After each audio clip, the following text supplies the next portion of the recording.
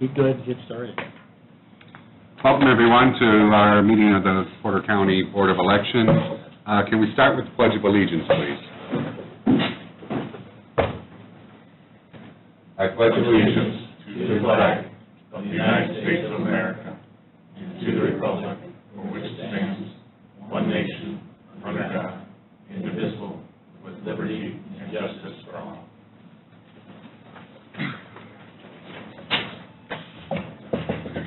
Okay, first on our agenda is the reorganization of the election board. Who's going to address that? Well, currently the only member of our new Porter County Board of Elections and Registration is Madam Clerk. So I would think she would be the only person that, at this point, that could get it started. Okay. So per House Bill 1217, today is the beginning of the newly created Board of Elections and Registration. With the formation of this board, each party chairman has the ability to appoint 2 members to the board. So the new appointments will be for the Democratic Party, Dave Walter and Jeff Chittister, and then the Republicans will be Dave Feng and Ethan Lowe. Okay. I have everybody's oath. Take the one that says your name. It'll be. Oops, sorry. Down, that way you guys can sign them, and then we'll affix the seal. Everyone can raise their right hand.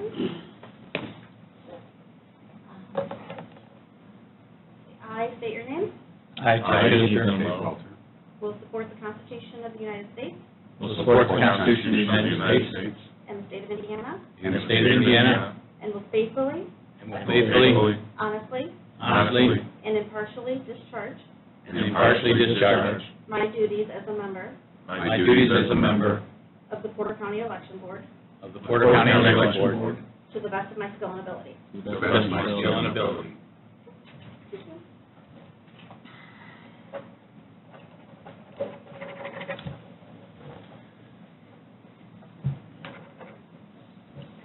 And the roll call will reflect that Mr. Lowe, Mr. Bangs, Mr. Chittister, Ms. Bailey, Dave Walter, and Monica Conrad are present.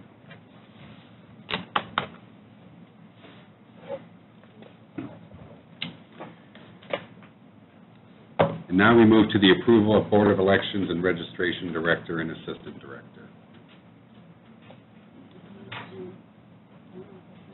Or do we want to do minutes from each board, or Probably officers. do officers again? Do you want to do election of officers first, and then do minutes and old business, and kind of get all that taken care of? So is there a nomination for president? I nominate Dave Welder. He was president of the previous board. I think we should honor that going forward. And I'd second that. All in favor? All in favor? Aye. All opposed? All Okay. Thank you. Pardon me? And Vice President. Is there a nomination? I nominate Ethan Lowe. Did you hear the beep? Thank you. All those in favor say aye. Aye. Opposed? Well played, Dave.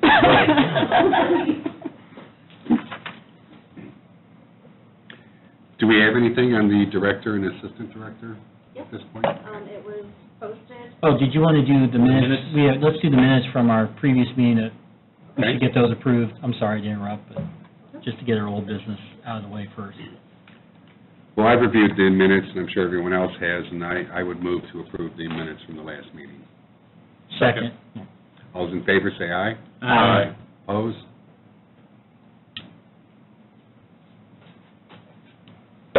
Do you want to do committees now first, or do you want to do directors?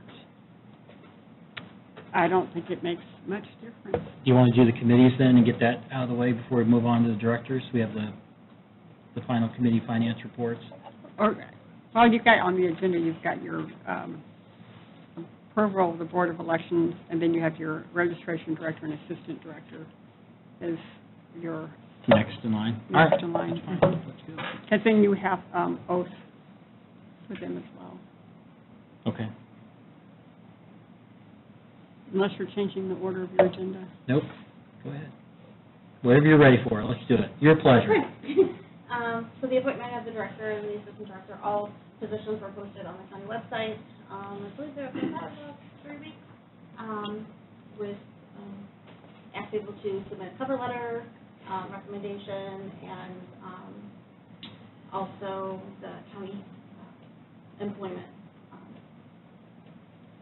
record. And so, after going through those that were submitted and interviewing, put a lot of time and thought into this, even before the law was passed, thinking about the type of person that should run Porter County elections. There were quite a few attributes that automatically came to mind. The individuals would need to have a passion for the election process. They would need to be able to work as a member of a team and be able to assist people across party lines. They would need to be knowledgeable in elections and familiar with the machines, state deadlines, forms, and procedures. These people will be in charge of one of the most sacred processes and need to understand the magnitude of this position and the responsibilities that come with it. Within the last 6 months, the county commissioners, council, and clerk's office have spent countless hours and resources to reinvent the way Porter County elections were run. Effective today, the Porter County elections and registration is a clean slate. I'm proud and excited to announce that my recommendation for the director of the elections and registration is Sunday Shun, and the assistant director of Porter County elections and registration is Becky Roush. These women and the rest of the elections team work days, evenings, and weekends to ensure a good Porter County election for the primary. They supported changes and a turn of direction when it was difficult. I'm confident that these women in leadership positions will give the future of Porter County elections a very positive outlook. So my recommendations are Sunday and And my understanding of the new statute has been those initial recommendations are made by the clerk and then to be approved by this board then. Yes. Correct.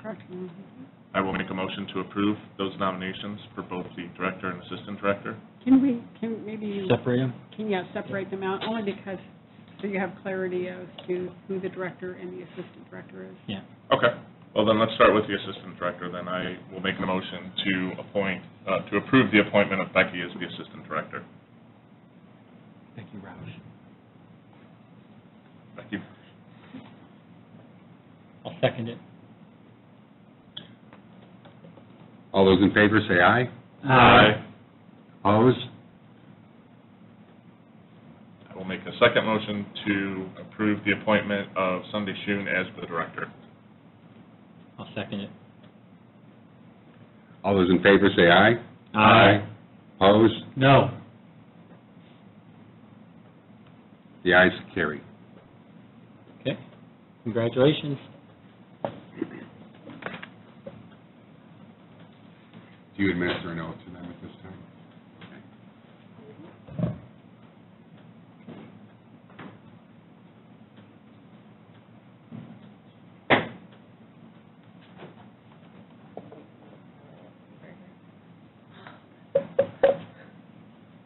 Okay, right hand.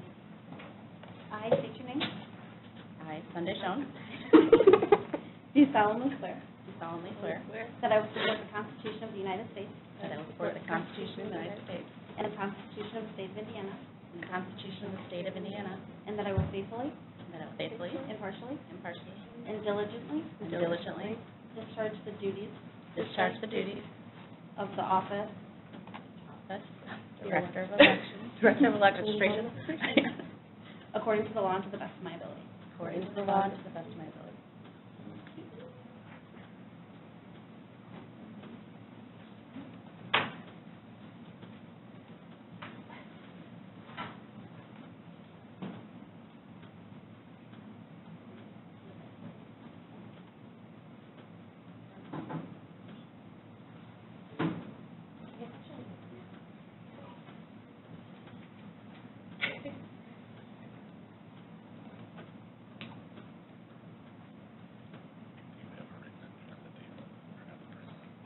Do you have a copy of the agenda?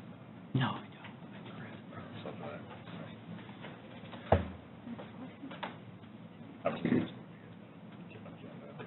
The agenda, here.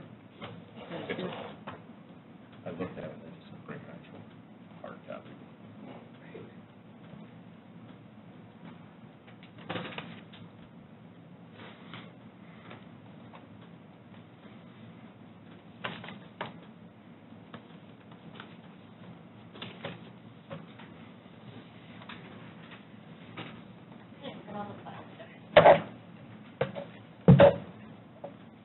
Clerk's report? Okay, so the elections and registrations office will currently be located in the space that was previously used for voter registration. As the construction projects around the county are finished and complete, the location may change eventually. Porter County Elections and Registration will have a booth at the Porter County Fair, so if anyone is available and would like to donate some of their time to work part of the 11 days, that would be fantastic. Let me know what days you're available, and we'll get you signed up. The county council approved the merger of the voter registration and election board budgets at the last meeting. They have asked for additional information. I asked for 2 extra deputies for that office. Currently, they'll have the director, assistant director, and then two deputies. I'm asking for 2 more. So one of the first orders of business will be to work with these ladies on compiling all the information that the council asked for to warrant the 2 additional employees. So if you are interested in attending, I'll make sure that I send that information out to the county council meetings for the next 2 months. Will be at different locations. One will be at the airport hangar at the Porter County Airport. They're going on the road. The one that they had last month was at the Portage River Walk. And then I think the one after that is in Dune Acres, and then down to Hebron, I believe. So they're traveling all over. The dates for the election conference, if everybody wants to get those on their calendar, is December 16th through the 18th at the Indianapolis Hyatt downtown. And then the only other thing that I have is we'll need to see if any adjustments need to be made to the attorney contract. There was some little loopholes I think we left out of the last one, so we'll need to approve that at the next meeting. And then the directors will be the ones who will be proposing approval for their clerks and... Yeah, the July 18th meeting is so according to the new law, I get to recommend appointments for the director and the assistant director, and then they will post a job posting for what they would like to see in their staff, and then they each hire half of the staff. So currently, they each get to hire 1 deputy. I'm trying to get it so they can each have 2, and but again, it needs to be bipartisanly approved at the election, by the election board before they can start. And then the council, they removed the old election board budget as well as the voter registration budget, just kind of rolled them into the new, okay, all right, very good.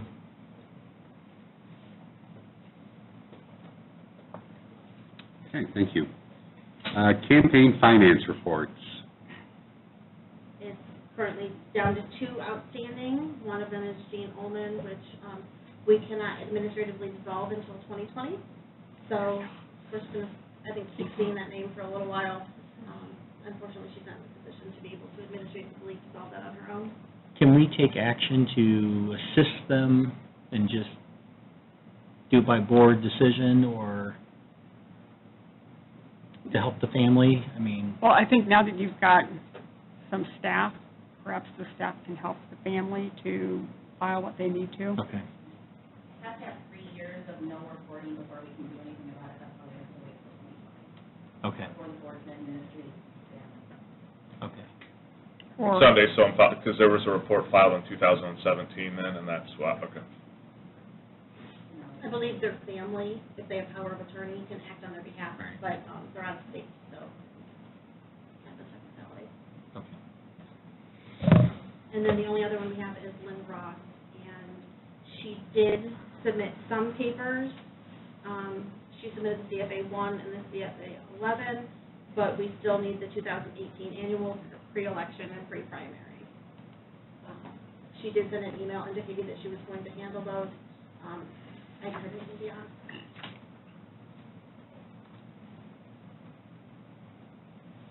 we did have for hearing that we vacated, that we probably needed to kind of determine what we're going to do with the one matter that we had set for hearing in June. Is that Mr. Trout? Yes. He complies with all this information. Okay. So we probably need to have some kind of action by the board, because that was merely, the hearing date was merely vacated, and so it's still kind of out there. We probably need to have some kind of action on that one by the board.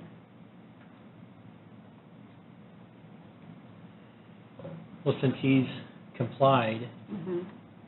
we can remove any further action for the board, correct? I mean, we wouldn't need to take any action, but as to Lynn Ross, then we do need to continue if, because you said she has to revise her paperwork, or, Yes, she has 3 that she has not turned in. I think she turned in what she thought she needed, but she turned in the CFA 1 and 11, and she still has 3 reports that are outstanding from 2018. I mean, my opinion would be we would move forward with Ms. Ross. I mean, the county chairman have made it clear that if a candidate is not filing their paperwork, they have no bones about us pushing further, and I don't think the board should also restrain themselves either, unless there's any other board members who don't think we should push her to get it done.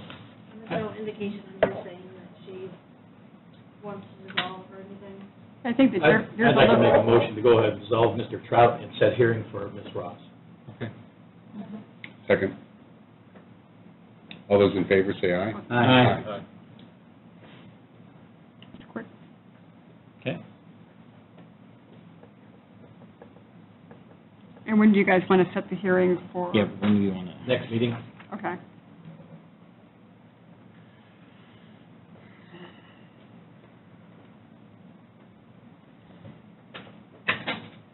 Anything further in campaign finance reports? Right. Do we have any new business to address? Well, we do want to schedule the meeting for Mhm. Ms. Ross, as well as the follow-up for the director's employees, so they can bring forth those people. We have one scheduled for July 18th at 3. here. Now, I will have a conflict on that day, yeah, it was kind of scheduled a couple months And ago. Ethan, you have a conflict too? Yeah, I will be out of town on vacation that week, So- unfortunately. We have, 18th is a Tuesday? it's a Thursday. Thursday. We usually do it on typically the third Thursday Thursdays. of the month or whatever. Do you want to move it up a week? I mean, We can't move it back because of the ways that it's very difficult for the auditor's office for people to start Okay. their positions right. not at the beginning of the pay period. And so the beginning of the pay period is the 22nd. So if we move it up, or maybe even if it's 19th, I'd have to check and see if the room's available. I could do the 19th, but Yeah, I apologize, I'm going to be out of town that entire week. Do you want to move it up a week to the 11th for that month? Just because we have new employees, we're trying to get the office started. You're out of town too? Okay, so you have a conflict. All right. Doesn't matter that whole week, right? You're out. Right. the problem with trying to move, we can move up for purposes of trying to address the issue about employees, but for purposes of getting notice out for the hearing, that would be a problem, Sure. because we will have to give a minimum of a 5 days notice. All right. That's a minimum. You can always do more. So what day of the week of around the 18th then would be, we get the best or the biggest turnout? Well, we can always put the hearing, Could you- not at the next meeting, the one after, or We can do, yeah, you're right, you can set the hearing for August, that's correct. Mhm. That would be August 15th is what I have for our next meeting. Mhm. We can do that. Mhm. Like I said, if we only have to move a day to, I mean, for you, if that's, Mhm. you know, can you do 17 or 19 or? I could do the 19th. I'm good. You good? I'm good. Jessica, is 19 okay? I mean, I know you can't do it, but I think for, Sure. You can have a proxy. yeah, you can just appoint a proxy for that meeting. I move we schedule, I think we should move to schedule it for the 19th so we can stay on schedule to keep things moving. still at 3 o'clock? That's fine with me. Is that late time? What's Is that like time? No. That's your time. Okay, so I'll double check and see if this room's available. If not, we may have to change location. Okay.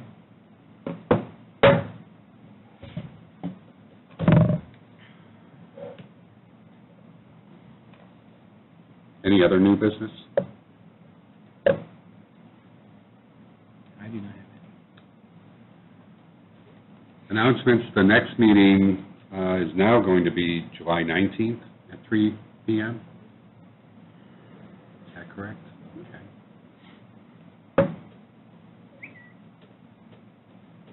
Do we have any deadlines that need to be updated? We have some deadlines, candidates have some upcoming deadlines. Today by noon, independent and minor party candidates need to file the petition nomination. July 3rd by noon is the deadline for the Democratic or Republican Party to file a certificate of selection stating that the vacancy on the municipal election ballot has been filled. And then the deadline by Monday, July 15th at noon, is for candidates to voluntarily withdraw from the municipal ballot. And then Thursday, August 11th by noon, is the deadline to file the declaration of candidacy or notice of withdrawal of candidacy previously filed to be the nominee of the Democratic, Libertarian, or Republican parties. At a town convention or a small town with a population of less than 3,500 that elect for all.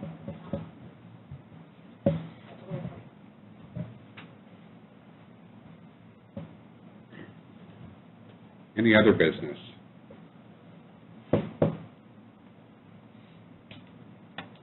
We invite public comment at this time.